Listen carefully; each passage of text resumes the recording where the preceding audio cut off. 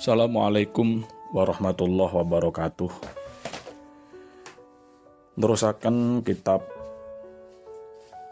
Tangkihul Qaul Hadis Syarah Lubabul Hadis, tapi ingkang kula waos niki kitab Lubabul Hadisnya, yakni tentang hadis-hadis tentang keutamaan amal yang disusun oleh Al-Imam As-Suyuti rahimahullahu ta'ala.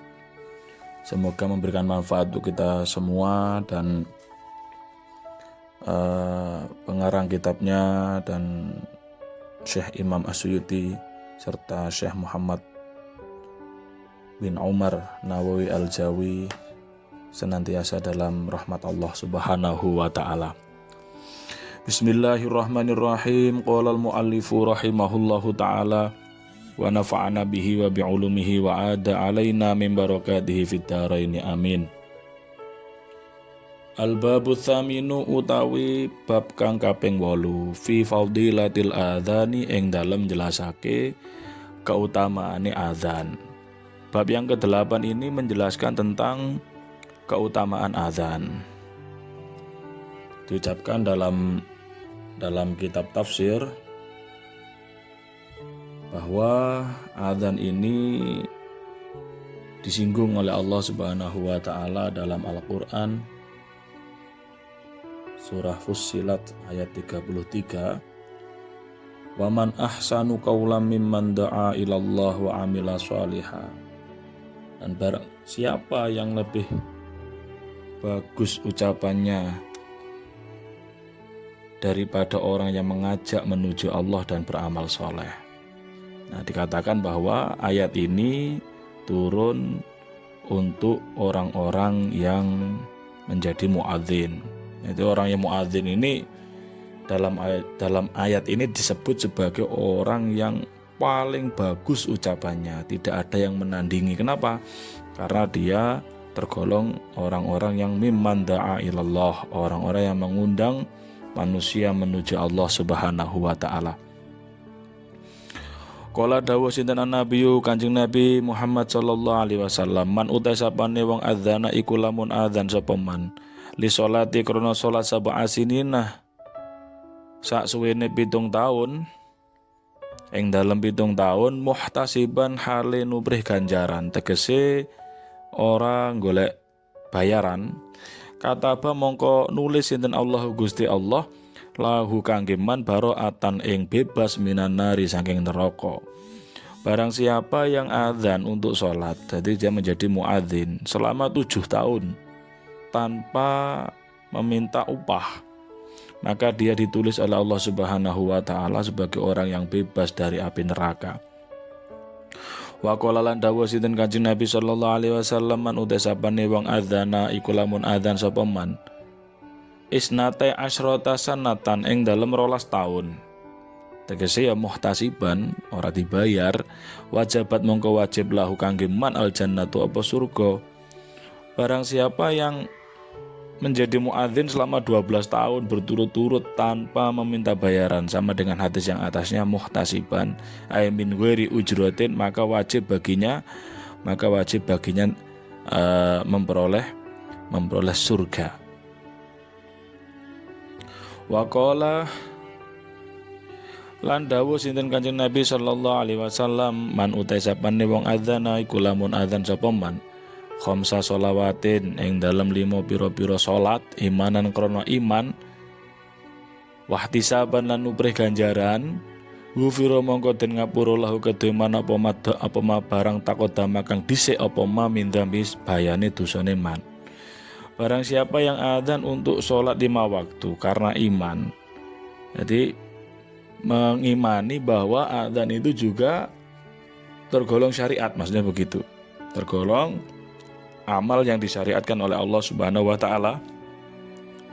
Jadi barang siapa yang adzan dalam sholat 5 waktu, di waktu sholat maktubah itu, karena mengimani bahwa adzan itu juga tergolong syariat, dan juga karena mencari ganjaran, mencari pahala, tidak mencari bayaran, maka dosa-dosa yang terdahulu bagi orang tersebut diampuni oleh Allah Subhanahu wa ta'ala. Maksudnya adalah dosa-dosa kecil. Wa qala lan dawuh sinten Kanjeng Nabi sallallahu alaihi wasallam, salasatun utai wong telu ya'simuhum kang jaga ing salasah sinten Allah Gusti Allah taala min adzabil qabri saking siksane kubur iku asyahidu suci iku wong kang mati syahid, wal muadzinu lan wong kang muadzin ya tukang adzan, wal mutawaffalan wong kang den pundhut utawa pejah yaumal jumati ing dalem dina Jumat, wa lailatal jumuati lan ing dalem wengine dina Jumat. Ada 3 orang yang akan dijaga oleh Allah Subhanahu wa taala dari siksa api neraka. Yang pertama adalah orang yang mati syahid. Ya, mati syahid ya maksudnya adalah yang syahidun fil akhirah, syahidun akhirah atau syahid dunia akhirat. Jadi syahid itu ada 3, ada syahid dunia, ada syahid akhirat, ada syahid dunia akhirat. Yang syahid dunia akhirat itu adalah orang yang mati syahid karena berperang melawan kafir harbi, mati di medan perang, itu adalah orang yang dikatakan syahid dunia akhirat, yang memang berjuangnya itu karena li'ila'i kalimatillah, untuk menegakkan agama Allah, tidak untuk yang lain. Kalau ada niatan yang lain, misalkan supaya dapat rampasan perang, ceno oleh ghanimah, maka itu disebut dengan syahidun fid dunya.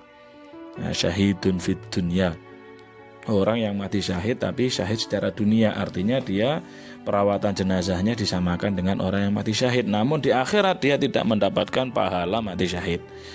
Lah sementara orang yang disebut sebagai mati syahid fil akhirah, syahid akhirat, itu orang yang matinya bukan karena perang ya, jadi meninggalnya itu seperti halnya orang yang terbunuh. Nah, misalkan mati karena tenggelam ya, atau mati karena kelongsor, mati karena tertimbun reruntuhan bangunan, atau mati karena taun dan lain sebagainya. Selama dia sabar menjalankan itu, maka itu tergolong mati syahid akhirah. Juga termasuk orang yang mati syahid akhirat itu adalah orang yang mati menahan cinta kepada lawan jenis. Jadi dia menahan diri, tidak melanggar syariat, padahal dia itu mencintai seorang gadis. Dia itu menahan diri, melihat pun dia nggak mau, tapi dia suka sama gadis itu. Saking nemene nahan rasa cinta, rasa rindu, rasa sembarangan itu wis. Saking nemene nahan, dia tidak mau melanggar syariat, dan dia menyembunyikan cintanya kepada si perempuan itu. Saking nemene ngempet sampai loro kemudian mati, maka orang yang mati dalam keadaan demikian itu bisa disebut dengan mati syahid fil akhirah. Apa itu mati syahid fil akhirah? Mendapatkan pahalanya orang yang mati syahid, selayaknya orang yang mati syahid. Namun dalam hal perawatan jenazahnya itu sama dengan jenazah pada umumnya. Dan di sini disebutkan yang termasuk dari salah satu dari 3 orang yang akan dijaga oleh Allah Subhanahu wa taala dari siksa kubur. Yang pertama adalah mati syahid, yang kedua adalah muadzin. Itu orang yang biasanya istiqomah adzan. Ya, tapi adzannya itu liwajhillahi ta'ala la litolabi ajrin min ahad. Jadi dia itu memang karena semata-mata mencari ridha Allah Subhanahu wa taala, bukan karena ingin dipuji atau mendapatkan imbalan dari orang lain.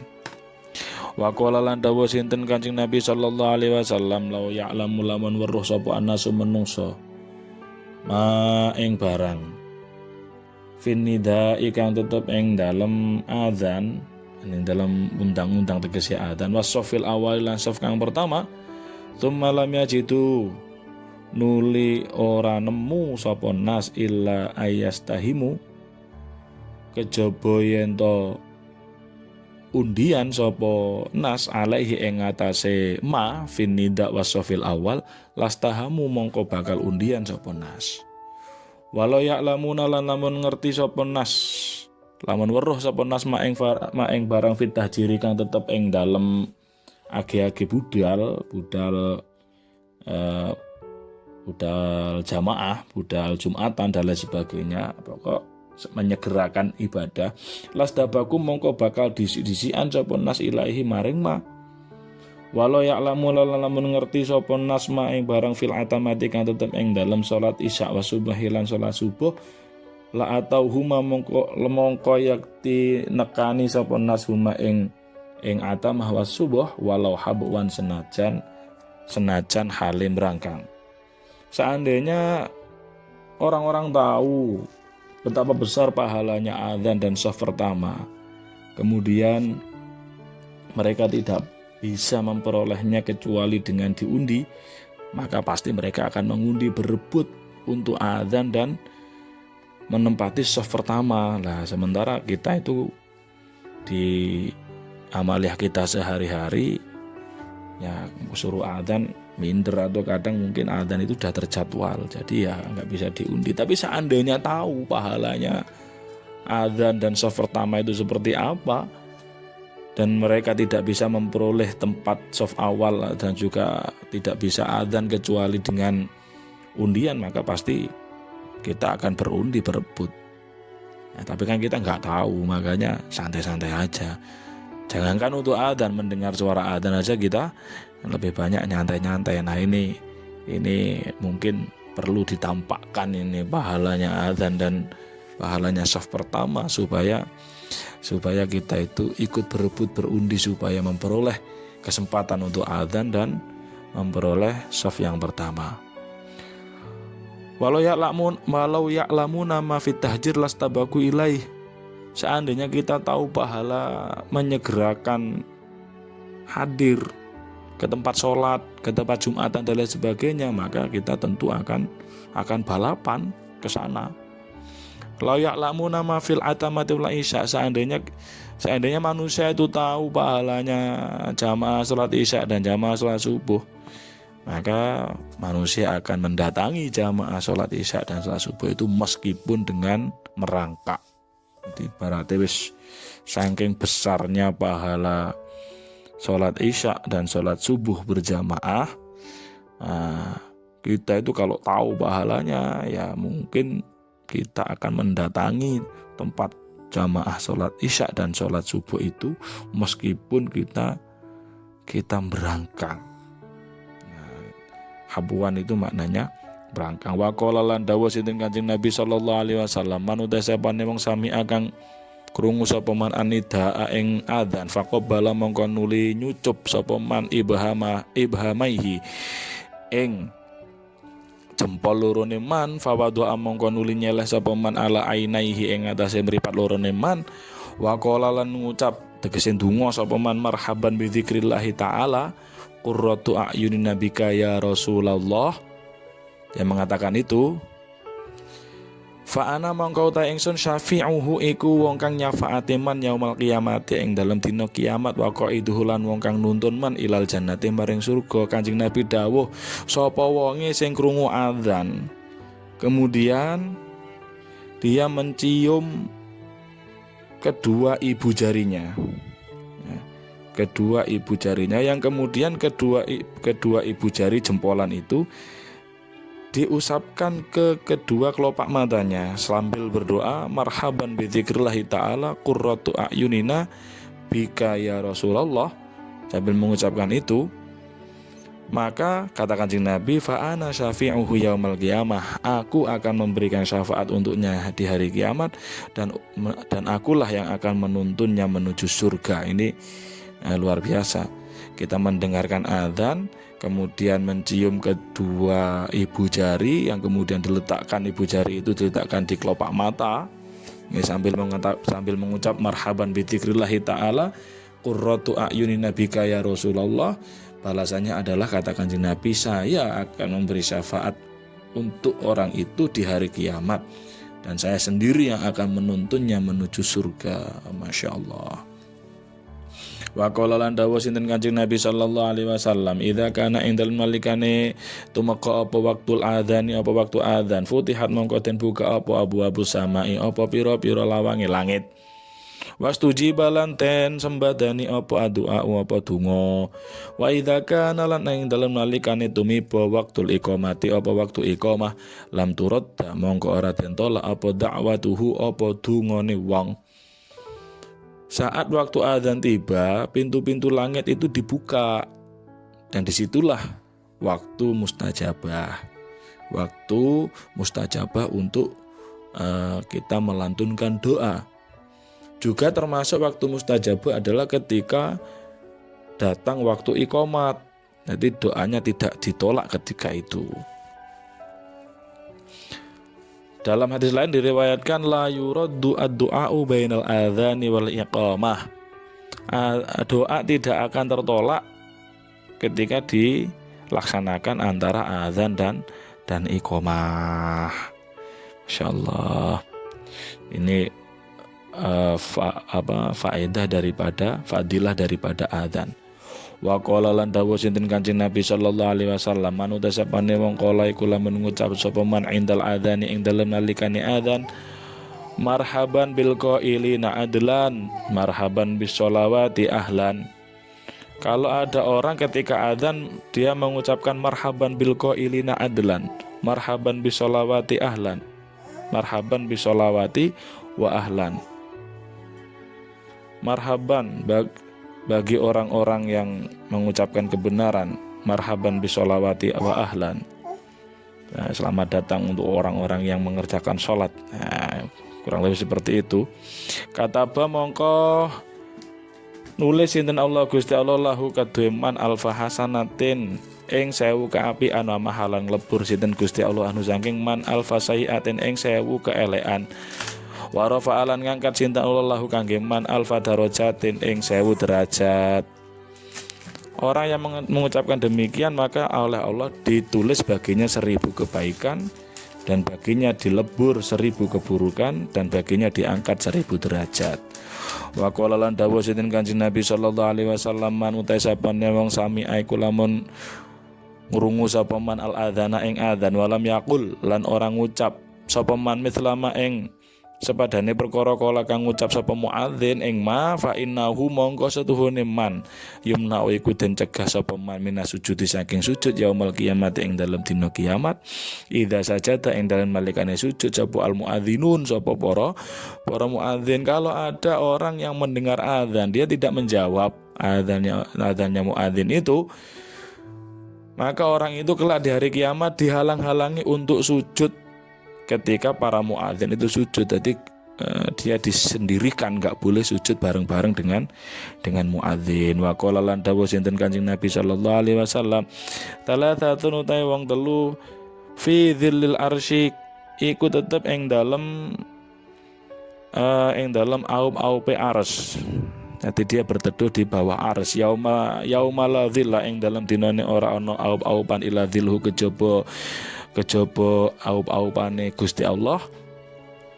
Rupane imamun adilun siji imam kang adil, wa muadzinun lan muadzin hafizun kang reksa, wa qari'ul qur'ani lan wong kang maca Quran, yaqra'u kang maca sapa qari fi kulli lailatin ing dalam saben-saben wengi mi'atai ayatin ing 200 ayat.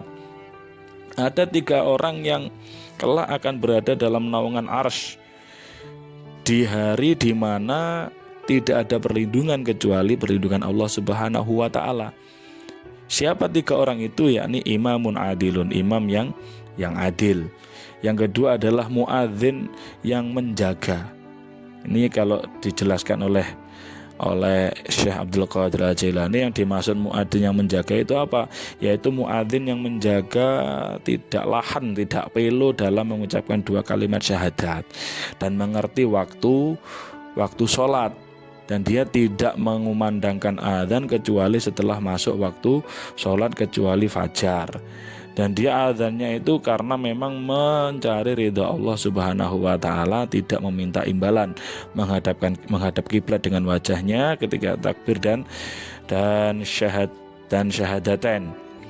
Nah, jadi orang-orang yang menjaga adzan seperti itu digolongkan sebagai salah satu fi dzillil arsy yauma la dzilla illa dzilluh. 3 golongan, 3 orang yang senantiasa dalam lindungan di bawah arsy, di bawah teduhan arsy, ya, di hari di mana tidak ada teduhan kecuali teduhan milik Allah Subhanahu wa taala. Yang ketiga adalah orang yang membaca Al-Qur'an setiap malam sebanyak 200 kali. Jadi ketika kita setiap malam membaca Al-Quran 200 ayat, kok 200 kali membaca Al-Quran 200 ayat, maka kita digolongkan dalam salah satu fi dzillil arsy yauma la dzilla illa dzilluh. Semoga kita bisa menjadi muadzin yang hafizun, muadzin yang menjaga, atau paling tidak kita senantiasa bisa, kalau mendengar suara adzan kita bisa menjawab dengan baik, supaya kita digolongkan menjadi orang-orang yang memperoleh keutamaan adzan. Amin ya rabbal alamin. Al-babut tasi'u wallahu alam bisawab. Al-Fatihah. A'udzubillahi minasyaitonir rajim. Bismillahirrahmanirrahim. Ya kan na'budu wa iyyaka nasta'in. Assalamualaikum warahmatullahi wabarakatuh.